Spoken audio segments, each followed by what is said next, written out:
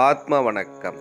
ஆத்மபிதா சுவாமி சிவானந்த பரமஹம்சர் அவர்கள் அருளிய பஞ்சபூதங்கள் பற்றிய தவறான கருத்துக்கள் மற்றும் பஞ்சபூதங்களை பற்றிய உண்மை விளக்கம். ஆனால் நீர் சொன்னவாறு உள்ள பஞ்சபூதங்களை கொண்டுதான் சிருஷ்டி என்று வந்தால் செத்துப்போவதற்கிடமில்லை.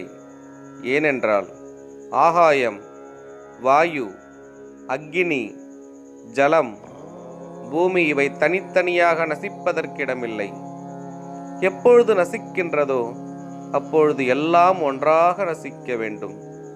அதற்கு உதாரணம் பஞ்சலோகமாகிய பொன், வெள்ளி, செம்பு, இரும்பு, ஈயம் இவற்றை ஒன்றாக கலந்து ஓர் உருவம் உண்டாக்குங்கள்.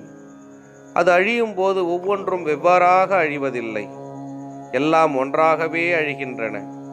இதைப் போலவே பஞ்சபூதங்களை கொண்டு இந்த ஜடம் உண்டாக்கப்பட்டதென்றால் பஞ்சலோகங்களினால் உண்டாக்கப்பட்ட உருவம் வெவ்வேறாக நசிக்காமல் ஒன்றாகவே நசிப்பது போல இந்த ஜடமும் நசிக்க வேண்டியது.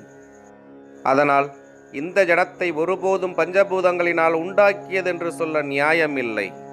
பஞ்சபூதங்கள் தொடரும். ஆத்ம வணக்கம்.